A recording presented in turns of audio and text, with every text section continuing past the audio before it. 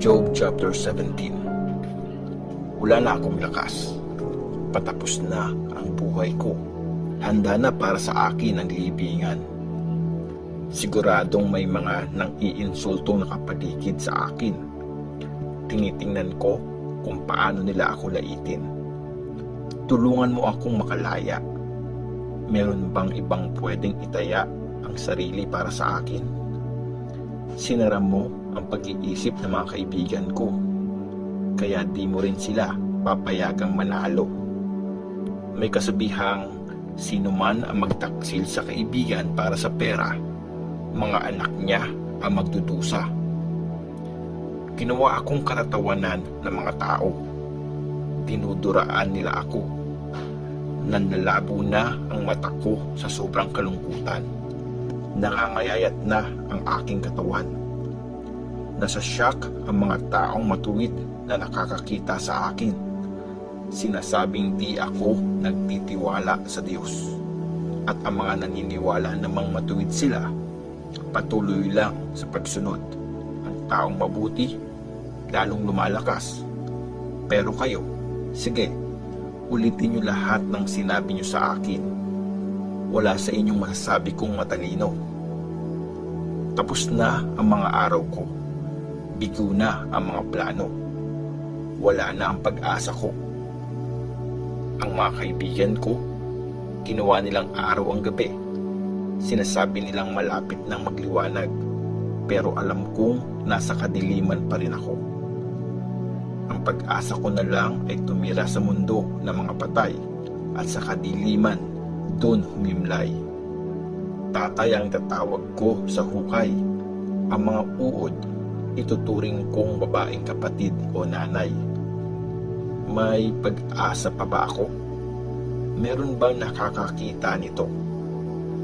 Sasama ba ang pag-asa sa mundo ng mga patay? Magkasama ba kaming bababa papunta sa alikabok ng hukay?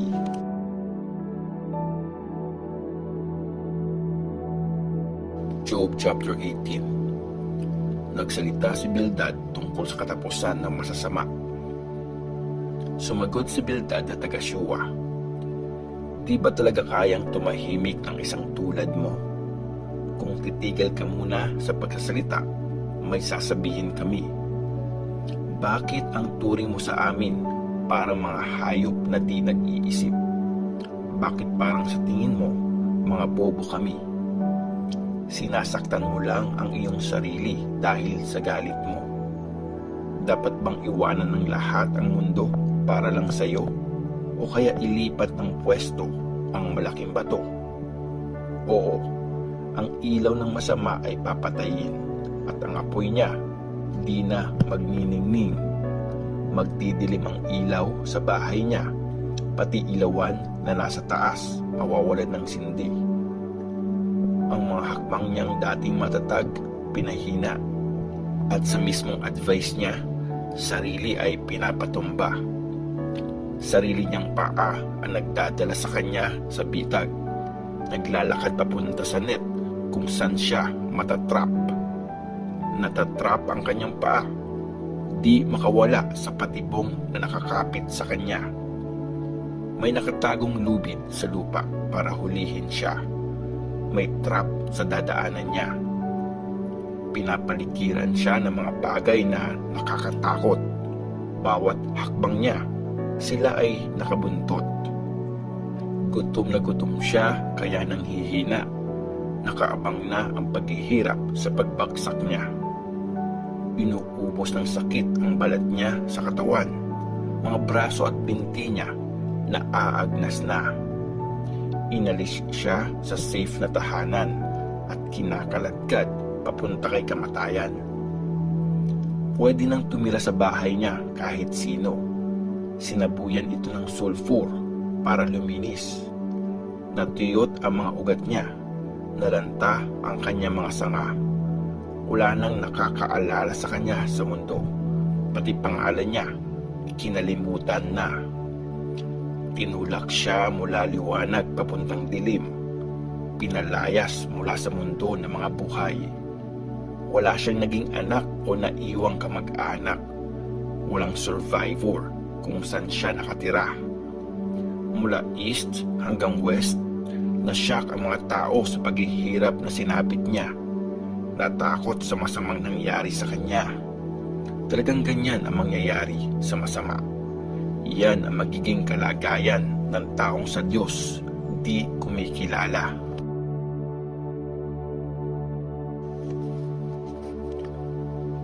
Job chapter 19. Ang sagot ni Job.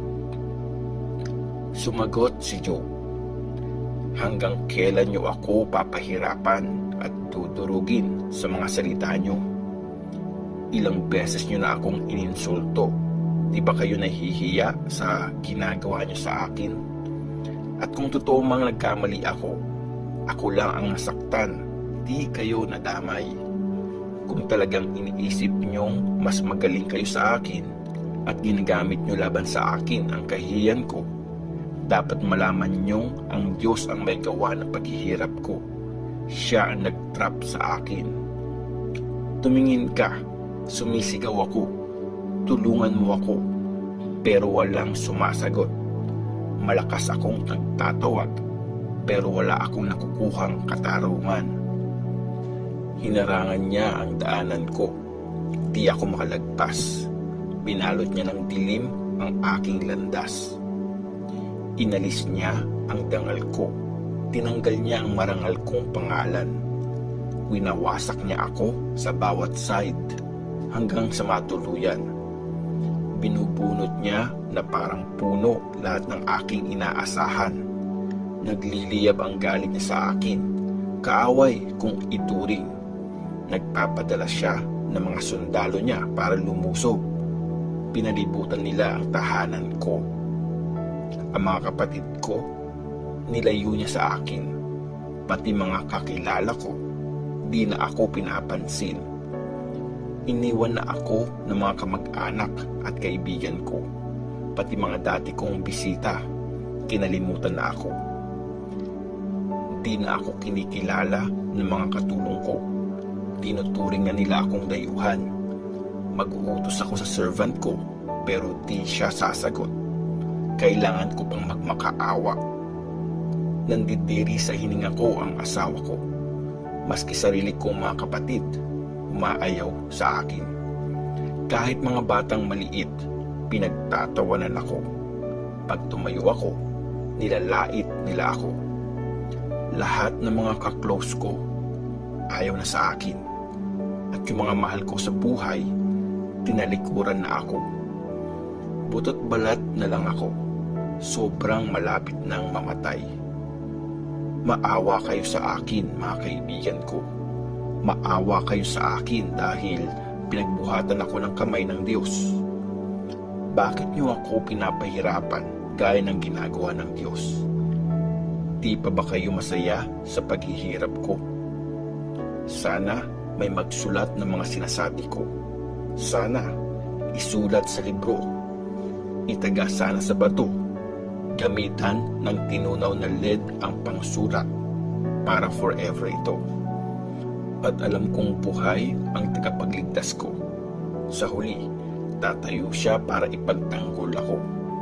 Mawasak man ang katawan ko, pero habang nandito pa, makikita ko ang Diyos. Makikita siya ng sarili kong mata at mamumukhaan na parang matagal nang kilala. Sobrang excited na ako. Sinasabi niyo sa sarili niyo, paano pa kaya natin siya papahirapan?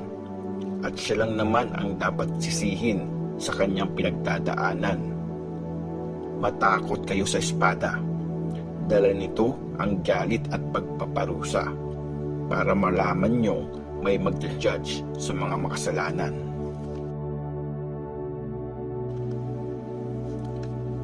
Job chapter 20. Nagsalita si Zophar tungkol sa mangyayari sa masasama. Sumagot si Zophar na taga Naama, dahil sa mga sinabi mo, ang dami kong gustong sabihin. Kating-kati na akong sumagot. Nakakainsulto ang mga salita mo at alam ko kung paano sasagot sa iyo. Diba, alam mo naman na nung una pa, Simula pa nung create ang mga tao na di nagtatagal ang saya ng taong masama. Panandalian lang ang ligaya niya. Kahit umabot hanggang langit ang taas niya at maabot ng ulo niya ang mga ulap, mawawala siya gaya ng sariling dumi niya. Hahanapin siya ng mga dating kakilala. Parang panaginip, mabilis siyang mawawala at di na mahahanap. Maglalaho gaya ng vision sa gabi. Di na siya makikita ng mga dating kakilala. Di na makikita pati ng mga kamag-anak niya. Ibabalik ng mga anak niya ang kanyang ninakaw mula sa mahihirap. Sila ang magsusoli ng kayamanan niya. Habang bata at malakas pa ang kanyang mga buto, mamamatay na siya at ililibing. Ang kasamaan, masarap sa kanyang panlasa. Iniipit niya ang tamis sa ilalim ng dila niya. Ayaw niya itong iluwa. Ninanamnam ang lasa. Pero umaasim ito pag umabot na sa tiyan niya. Nagiging makamandag na lason sa kanyang bituka. Nilulunok niya ang kayamanang nasamsam niya, tapos sinusuka. Diyos ang bumabawi nito kahit nasa tiyan na. Tumandag ng ahas ang sinisipsip ng masama. Ang papatay sa kanya ay tuklaw ng kobra. Di niya na makikita ang mga ilog at batis na gatas at hani ang umaagos. Isasoli niya ang mga pinaghirapan niya sa trabaho. Di niya mapapakinabangan ang mga ito. Di niya rin ma-enjoy ang mga kinita niya sa negosyo. Kasi ang mahihirap, inapi at pinabayaan niya. Kinuha ang bahay na di naman siya nagpagawa. Dahil walang tigil ang kanyang pagiging sakim, kahit ano, wala siyang pinalampas. Pagkatapos niyang kumain, walang natitira. Kaya di magtatagal ang pagiging sagana niya. Habang matagumpay siya, dun siya magigipit. Lahat ng bigat ng paghihirap, dudurugin siya. Hayaan niyo siyang magpakabusog. Ibubuhos ng Diyos ang matinding galit sa kanya at ihahain bilang pagkain niya. Mula sa bakal na espada, makatakas man ang masama. Isang bronze na araw naman sa kanya ay tatama. Tatagos ang mga araw sa katawan niya. Yung matulis na part nun, sa abdo niya tatama. Grabing takot ang babalot sa kanya. Mawawasak ang kayamanan niya. Uubusin siya ng apoy na di tao ang gumawa. Sa pamilya niya, walang matitira. Langit ang magpapakita ng kasalanan niya. Tetestigo ang lupa laban sa kanya. Tatangayin ng baha ang kayamanan niya sa araw ng matinding galit ng Diyos.